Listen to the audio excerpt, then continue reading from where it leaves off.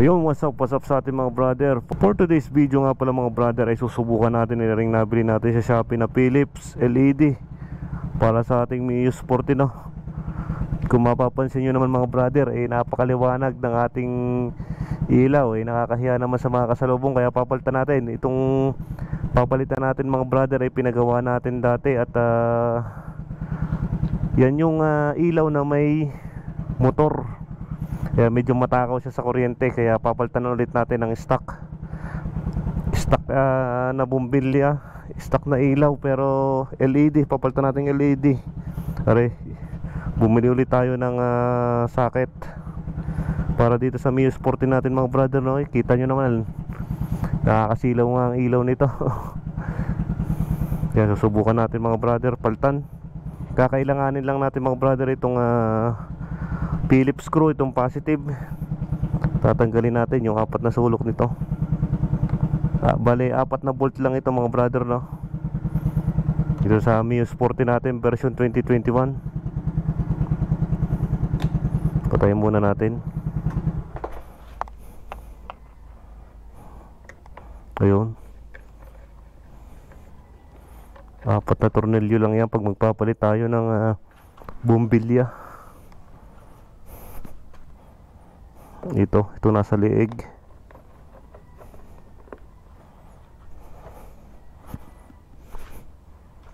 So ito sa kabilang side.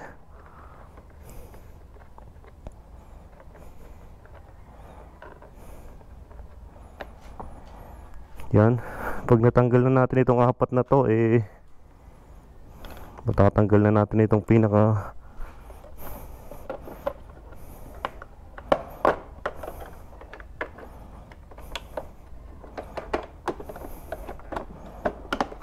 ayan. Ito nga mga brother yung ating dating ilaw na hugutin natin. Yan mga brother, kung mapapansin nyo, ito'y LED na 6 ang ilaw na may motor, na may pan. Hindi ko lang alam ang mismong tawag dito, no? Ito sa parang maliit na mouse. So hugutin na natin mga brother, no? Ito ang papalit natin. Halos plug and play lang naman siya, no? Madali nang hugutin nyo, kagaya nito. Uhugutin lang natin to.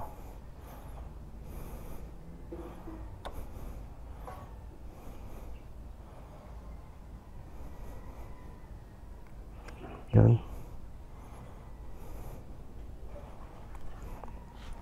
May mga kulay naman siya, kaya madali siyang isalpak. Yan, salpak na natin. Yan. Op.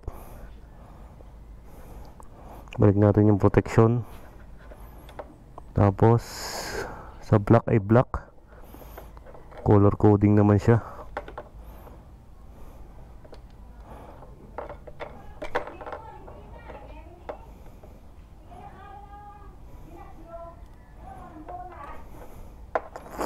Tanggal na natin.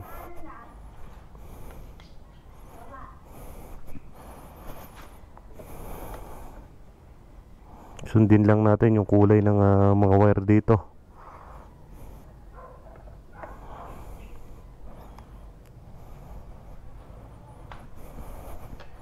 Dali, i-unbox na natin mga brother. Ayan, ito yung ilaw natin gagamitin, no? Testingin lang natin.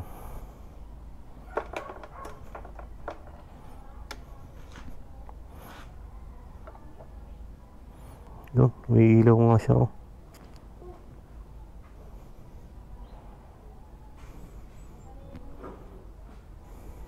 Yun mga brother, sa haba-haba ng ating kakabit, ikabit natin, maluwag lang pala yung kanyang pinakadugtungan, no? Kaya yan, nakakabit na yung ating stock socket. Tapos ito naman, suot na natin dito. Meron naman siyang pinaka yun, yung gitling na yun, sasalpak lang natin ng maayos dyan, no? Yun. Tapos ito naman socket ang isasalpak natin mga brother, no? Meron din naman siyang tatlong ang tawag dito, yung pinaka salpakan Kaya madali na siyang maikabit, no. Gaganyan lang natin yan. Tapos sabay tulak. At yan, secure na yan mga brother, oh. So subukan natin pailawin. O yan. Yan na mga brother ang ating ilaw, no. I-ilaw natin. Naka-high na pala. I-high natin. Yun. Kaunti lang na ano. Hindi na kagaya dati na nakakasilaw, no. Tipid pa to sa kuryente. Hindi pa masyadong malakas kumonsumo. Kaya okay na. Ibabalik na natin mga brother, no. Yan.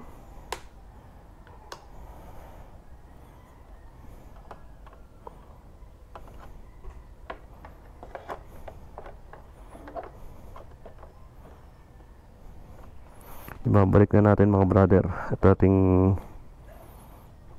At ayos na yung ating pagkakakabit. Ayan. Isalpak muna ulit natin.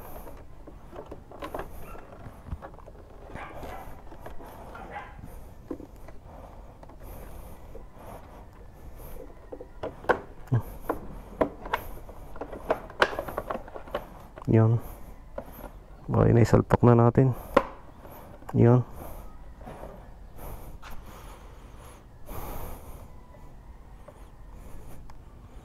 Tingnan natin yung mga pagtutornilyohan natin kung naka-secure.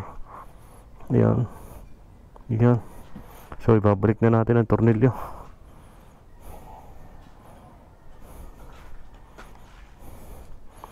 Itong apat na tutornilyohan natin dito sa malapit sa lever,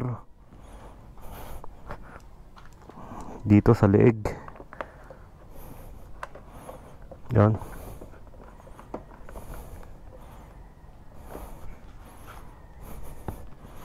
Sa kabilang side naman.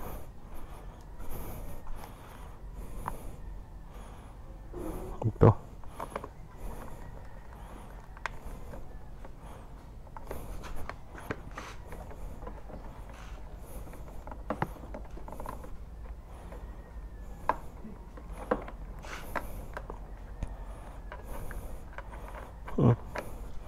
Kaya ba sumuot?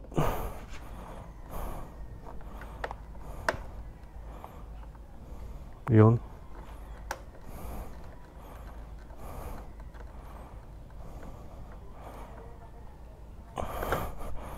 Tapos ito.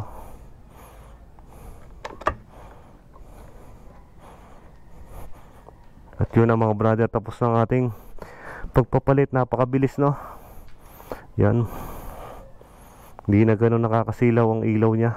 Yun, subukan natin mga brother. Ngayong medyo madilim na. Buksan na natin mga brother, no? Yan. Yan ang kanyang low. Natin. Yan. I-high natin mga brother. Yan. Low. High. Yan. Low.